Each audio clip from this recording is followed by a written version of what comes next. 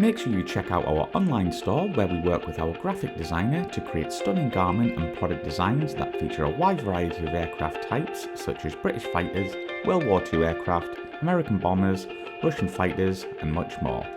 You can pick your favourite designs and personalise any items within our Redbubble store that range from clothing right the way through to stationery.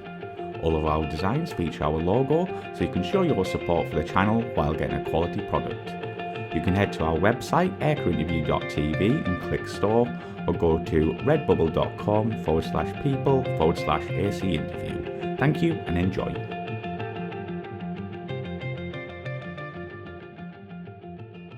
The leader said, stand by to pull up, and he said, pulling up now, and then he says, look for the target and on the left side. So as we were about to pull up, and I'm number 3, and I look up and I saw these two, at that time I didn't know, it's two enemy airplanes turning away from me. And they were also doing air-to-air attacks on our tanks. And I just got, our briefing is you maintain formation integrity, you call out the enemy airplanes and keep the leader's tail clear and let him engage the airplanes, the enemy airplanes. All that went out of the window. I was so excited, the adrenaline pumping. I called out, I said, leader, bogey's 12 o'clock.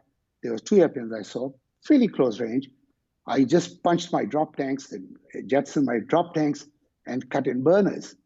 And I got behind them. Now they saw me and they pulled into me. Anyway, long story short, both these, there were 2 SU-7s. And they're the Indian airplanes, Soviet-built airplanes, larger fighter bomber kind of airplane. Awesome airplane.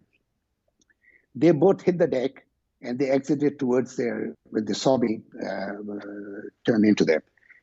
I hit the deck behind them, and the terminal speed or limiting speed at low level of both SU-7 and F-6 was similar. So now I was a clean airplane, no drop tanks, full afterburner, chasing them, and I couldn't close in, but I was still close enough to it.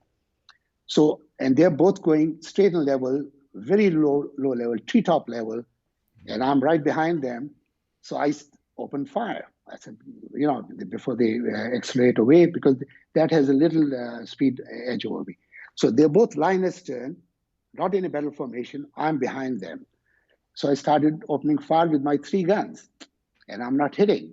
Now, there's a limited ammunition. I think they had 201 rounds total, and a low rate of fire. When it fires, it's not like the Gatling guns or the M721s or whatever they had, 61s.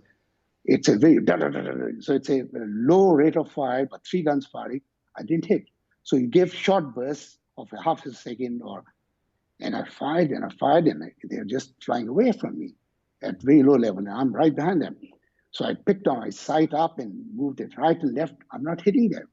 If you get 1 round of this 30 millimeter anywhere on the SU-7, it'll bring it down. Yeah. It's enough to almost bring a tank down.